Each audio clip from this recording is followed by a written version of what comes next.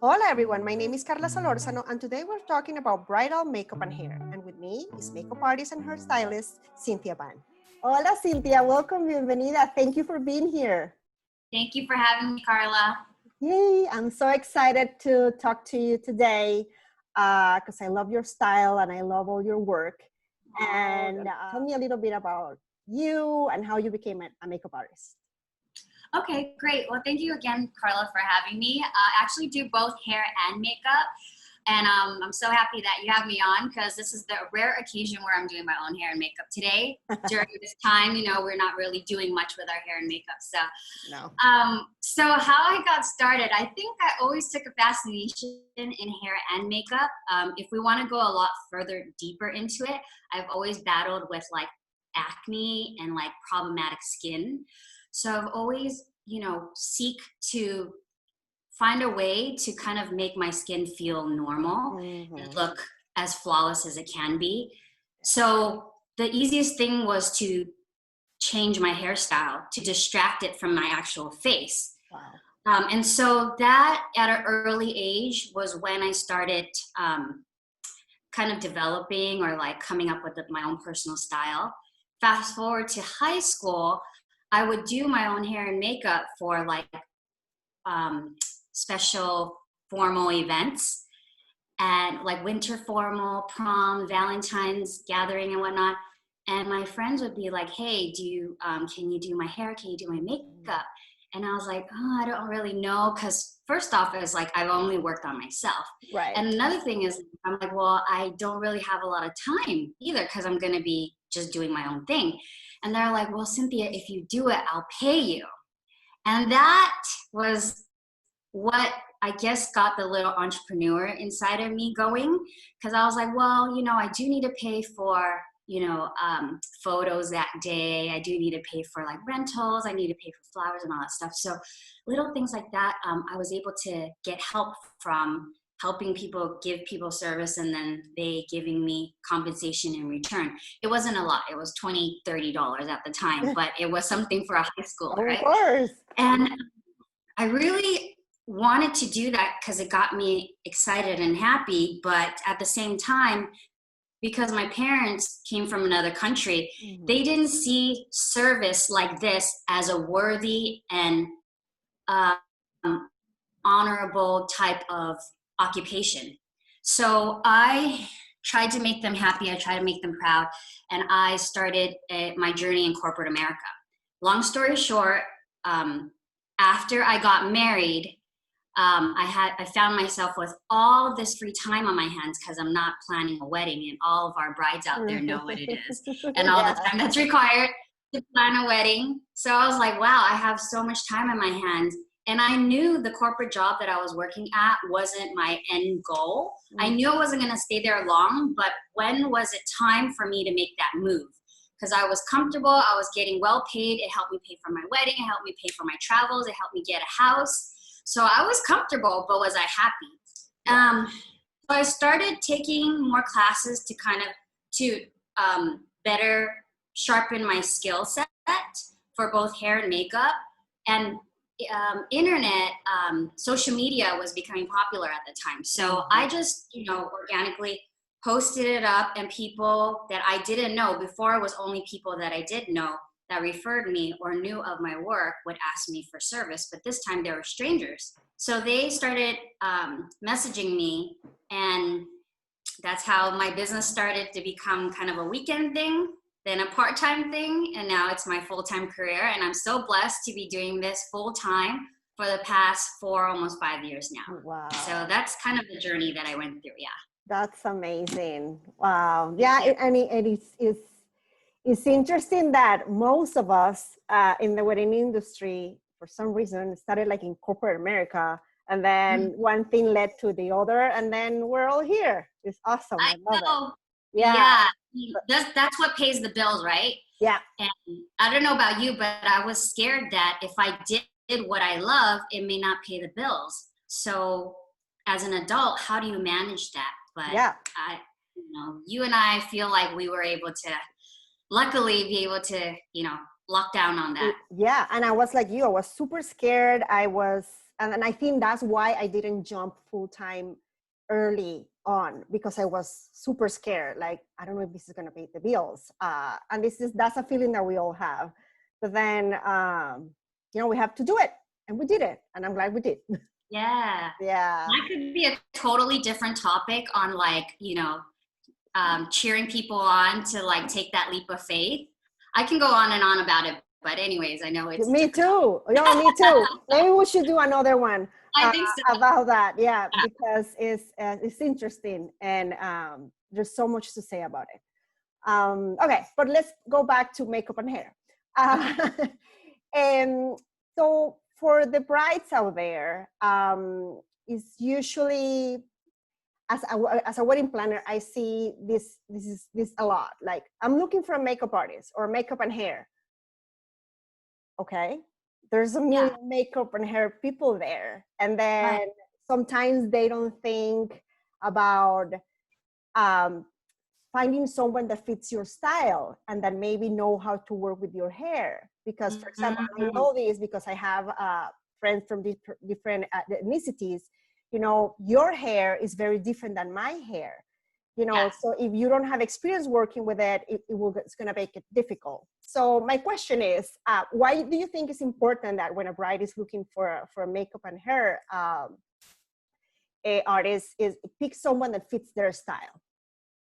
Yeah, and also not just their style, but know how to work with, like you said, the texture of their hair, the texture of their skin, the shape of everything. Yeah. So there are, like you said, plenty of artists out there. I'm always an advocate of supporting other artists. So, I mean, just going to put it out there. I know I'm not the only one that can make it happen, and anyone that you choose will be great, but it is your choosing.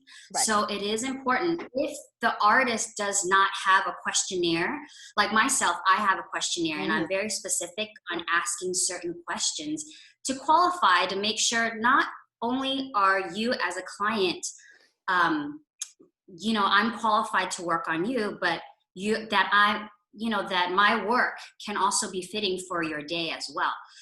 So if you don't find somebody that has, a questionnaire for you to fill out when you submit an inquiry that you're interested in their services, I think it is a good idea for you to be specific and tell them, like, this is the texture of my hair. This is the type of hairstyle that I would like. Send them a photo. This is the makeup. This is how my skin is. I've been following your work, and I think that's a good idea too. And I think that's what social media does, and is the upside of social media, where you can see their work and decide for yourself through time, or even a short period of time, that if they're for you or not, and then inquire about it and share with them the information I just said. Yeah. It's so important, and you're so right. Like, don't wait. And if you're conscious about it, I know there's some people, especially, when you have, like I am, like when I'm want to get something done, I say, like, my hair is frizzy but very thin, so for chemicals you have to be careful because it will break, like really easily. So there are those things that we know, right? So it's very important, I think, to communicate it to you guys when they're on their search. And also, another thing that I think is important, and I don't know if everybody thinks about it, is doing the trial.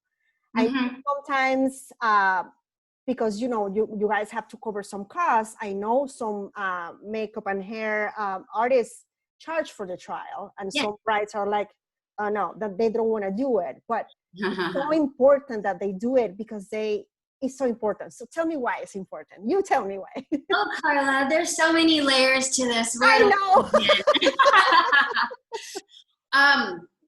And I always say, first of all, because there's like these lists, right? I can give you the condensed version, or I can give you the whole thing and whatever it may be. I have time. You go for it. Okay.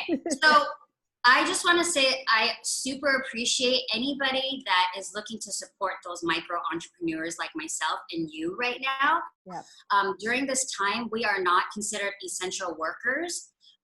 So pretty much our industry is shut down. Yeah. The stream of income that we've gotten used to pay the bills, to keep the light on, to feed our kids, to feed our family, to just live life, has really been compromised. And to be honest, the government has no idea what to do with us right now. They haven't even been talking about us. We're like bottom of the totem pole. Yeah. So it really is up to us as a community and our clients to, yes, find who's fitting, but also if you can continue to keep an open mind to support the micro businesses out there, because this, that really goes a long, long way for us. Mm-hmm. So that's one thing. Another thing too is it costs money for the products that we use. Yeah. And here's another thing. We can give, or let's just say, I don't know how to dye hair. Okay. So let's just say, a hair colorist can give me the whole product, right? And I have the same amount of products that they do. But what's the difference between me and the colorist? The colorist that I choose has the expertise. So I'm paying for their education behind it, their experience, their know-how, their professionalism. And another thing on top of that is it's a relationship. Yeah. You have to get to know this person, right?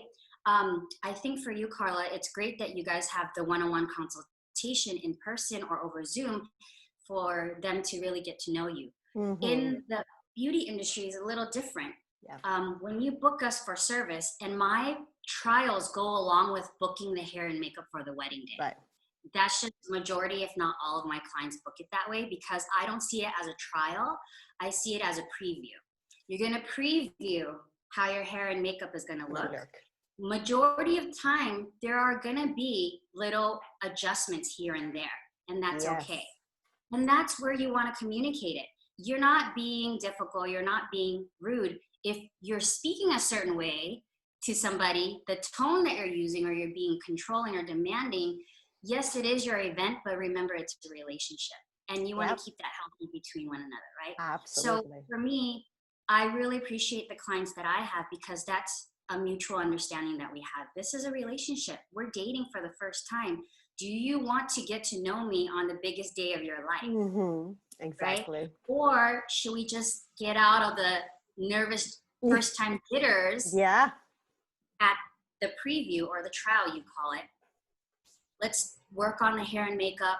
I tell them to wear a white top so that they can see kind of how everything comes together and envision how it would look with their dress. And we take some photos. I do, their skin consultation. I go through a whole comprehensive consultation for them. And if there's adjustments that need to be made for the products that I need to use, because us as artists, we also need to see what products work.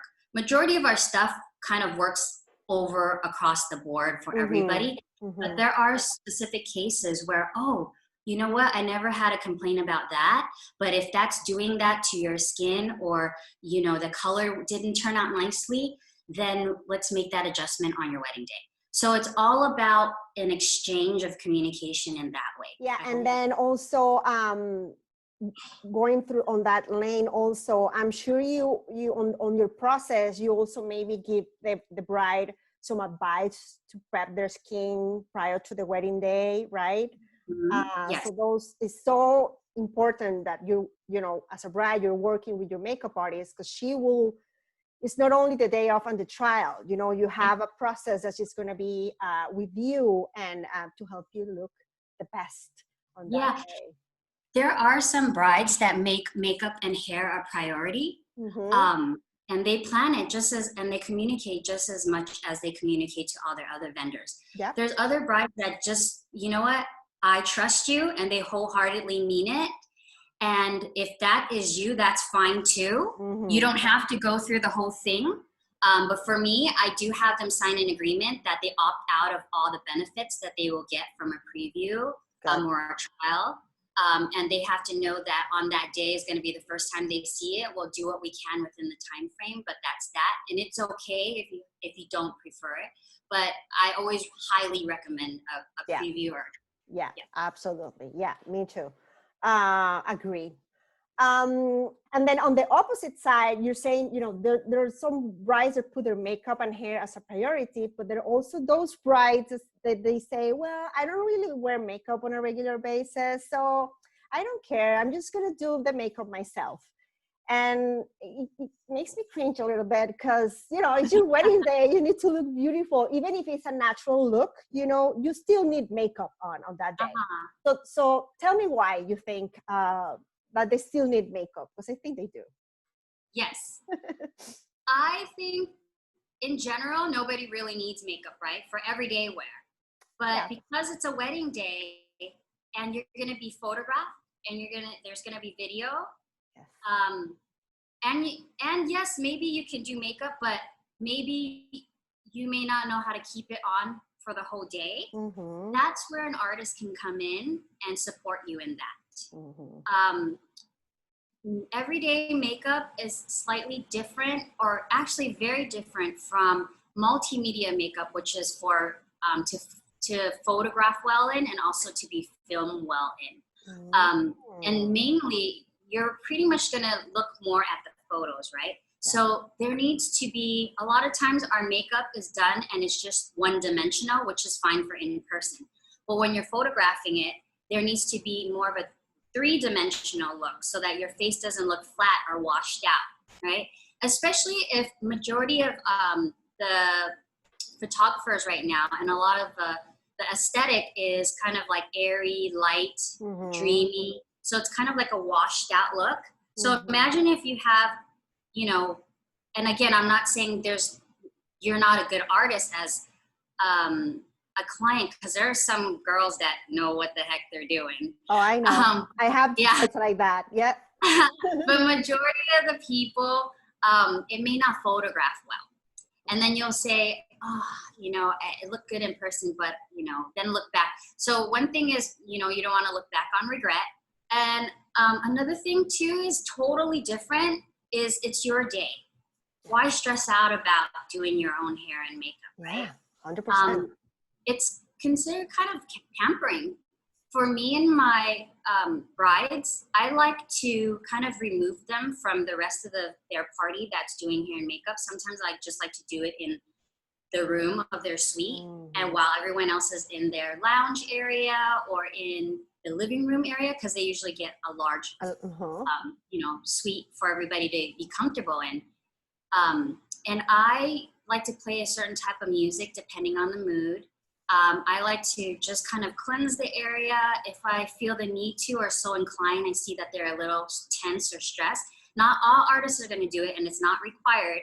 But for me, you know, sometimes I do give them a light massage, even though I'm not like a skilled therapist. But my thing is like, I was a bride before. I know how it was.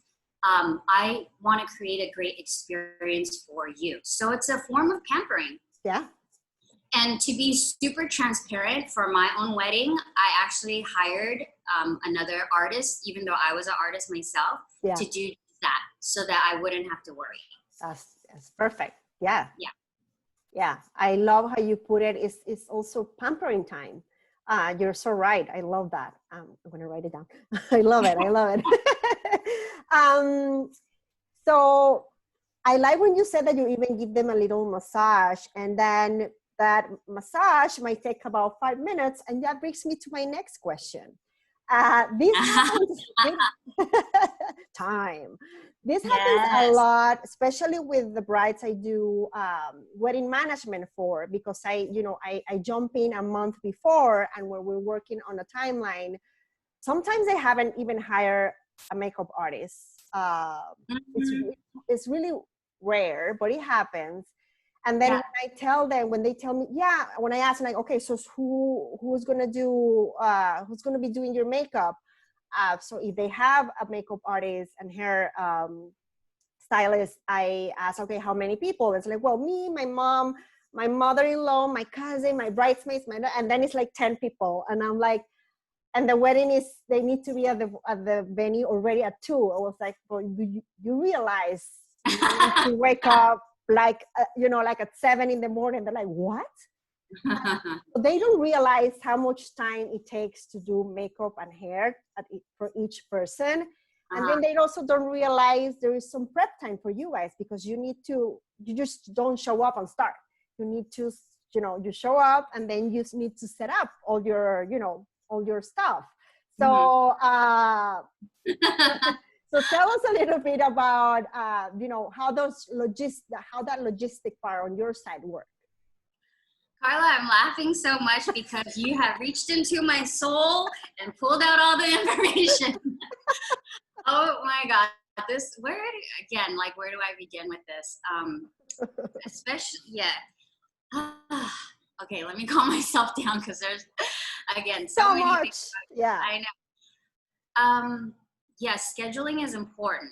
Okay. And so even if it's last minute, and I'm so happy that, Carla, you are conscious of that, because there are some maybe novice planners that don't keep in mind that they also have to have hair and makeup for a large party, right? So if you're going to have a large party with 10 people doing hair and makeup, including yourself, that's 11 times 2, which is because 2 services each person, that's 22 services. So, and if your ready time is by 8:30 in the morning, so what time do you anticipate to wake up then? Where does the sleep go in? So these are all things, all things that you definitely need to think about. Yes, we can bring a whole team of people, but that also comes with a price too. Yeah. So if you're okay with paying that, no problem. But if you do not have much flexibility in your budget, it would be a good idea to push everything a lot later in the day. And again, I can't speak for every artist, but I'm sure my artist colleagues out there will agree that we try to put quality work out there as much as we can. Of course. It is also our name as well. We want to treat every client with, respect and make them look as good as they can. Of course, not better than the bride, but there is a certain amount of time. So for me, what I like to do is about 45 minutes for hair and makeup for hair or makeup. So per service for the bridal party, but allow another 15 minutes for buffer and also for sanitation, disinfectant, because of, the current climate that we are in right now. Yeah. So in general, if you're going to look at the schedule, it's going to be 1 hour per service for the bridal party. So hair is going to be 1 hour. Makeup is going to be 1 hour, give or take, right? Depending on which artist you work with. For brides, on the other hand, I like to really concentrate on details, and there's more added service to theirs. Therefore, there's a price difference as well for bride and bridal party. Yeah. So that in total, hair and makeup is going to be about 2.5, 3 hours. So I can bring 3 people. I can bring 4. I wish I could show you guys an illustration of my schedule. And we can have multiple service going on, but know that if you are going to have 22 services and 8:30, 7:30 call time is not a good idea, because you are all going to be zombies. And then another thing too is, do you really want your artist waking up at 2 a.m. in the morning, not having much sleep, and then putting a lash curler to your eye or working with a hot tool? That may not be the safest thing, right? Even though we are professionals, it's probably good to have a good night's rest. Yeah. So I hope I answered your question. Yeah, no, perfectly. It's so important. And I like that you kind of put into perspective the time that you spend with the bridal party and the time you spend with the bride. So they understand there is a chunk of time that they need to allocate for getting ready, right? Cynthia, is there anything else you want to add talking about hair and makeup? Because I'm done with my serious questions. So I don't know if you want to.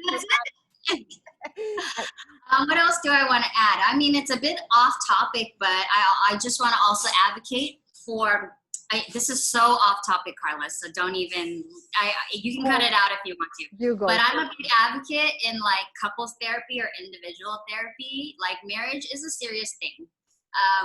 You might be in love in la la land right now, but if you are, in holy matrimony till death do us part, some of us are, working out, we have good genes, we have good health. That till death do us part is going to be a long time, girl. So, it's okay to ask for support. Absolutely. You're not crazy if you do. And sometimes it's really just a good sounding board. Sometimes it's just somebody that can relate to you, that has professional advice to give you. So I'm a big advocate for that. I have therapy myself. I have couples therapy with my husband. I know plenty of my girlfriends that do that too. Absolutely. And I just want to normalize it because it's okay. Yeah, and I'm so glad you say that. Don't worry, I'm not going to edit this part because it's so important. And if for some of us, it's kind of taboo. I'm not married, but I go to my therapy. Well, right now it's online, but it's okay. It's okay to do what is best for your mental health, right? And I love that you say that, because one of my episodes I did it with a coach, with a life coach. And one of the things that stuck to my head is like, you should do the same way you do like a mission statement. You should do a mission statement for your marriage. And I was like, I thought that blew my mind. So it's true. And actually, I think I'm going to do another episode to her, because she does coaching for couples. I think it's so important. There's so many things, that it's not about the wedding. It's the life after that, right? So I love that you said that. Thank you. That's great. Yeah. There's a saying that says, I would rather my marriage be better than my actual wedding. Yeah. And of course we want both, but if you had to choose one over the other, I would totally take the marriage over the wedding, Yeah, of course. Yeah. I love that. Okay, Cynthia, two more questions. Fun questions. Okay. The first one is, what's your favorite drink or cocktail? Ooh, I'm a lightweight, but when I do get down and dirty, I love spicy margaritas. Ooh, like jalapeno, something. Jalapeno, habanero, whatever, sereno. Yeah, all that. Yeah, I just like sipping, and I like salt on the rim or tahini. Nice. Yeah. I like that. I don't need spicy. I love margaritas, but spicy, no thank you. But that sounds good. Yeah, it does. How about your favorite food? My favorite food? I have bad skin that I'm trying to work on, but I love fried food. I love fried chicken. I'm considered a fry snob. It has to be fresh when it comes out. I love eating that. I love fries. I love chili cheese fries from Winter Schnitzel. So if if I was in the dating scene, like, you wouldn't have to spend a lot of money on food with me. That's good. Yeah, I could definitely enjoy, the finer things in life, but I could also enjoy the nice, down to earth type of food too. So yeah, I love just eating fries. French fries, I could eat that all the time, but it's not good for you. Okay, Cynthia, where can people find you if they want to reach out, ask you questions, or get more information about your services? Yes, it's Beauty by Banh, BONBON. Again, beautybybonbon.com. There's a contact form on there. If you are inquiring or interested in service, there's a whole questionnaire there. If not, then you could just still fill that out in general, and then submit any questions there. And then I'm also on Instagram as well. So they can find me at instagram.com, beauty by bonbon. And pretty much just all across the social media boards, platform, I'm on there as well. So you can find me there. Perfect. I would love to talk to you guys. I would love to connect. Yeah, and I will put the links down here on the description, so you can just click and get in contact with Cynthia if you need any information, or you need to know more about her. She, on her Instagram, you can see her work. It's beautiful. It's not because she's my friend, but I highly recommend her. It's really good. Before we end, can I just say that you are such a pleasure to be around, and and also to be working alongside with. I know I'm big proponent of just supporting, again, small businesses and also fellow female entrepreneurs as well. And I don't do it lightheartedly. Of course, I'm very selective, but you're definitely somebody I know that the clients can benefit from. You are very easy to talk to, and at the same time, you have your experience. So I just wanted to put that out there. Thank you. I'm gonna cry. Thank you, Cynthia, so much. Thank you for your time. I really, really appreciate that you put a pause on your busy schedule to talk to me and to the brides out there. So I hope we get to hang out soon. And yeah, full time. Full time, yes. And then I'll talk to you soon. Thank you. Thank you. Bye. Gracias for tuning in. If this video was valuable for you, make sure to like and comment below. And of course, subscribe. See you next week. Bye.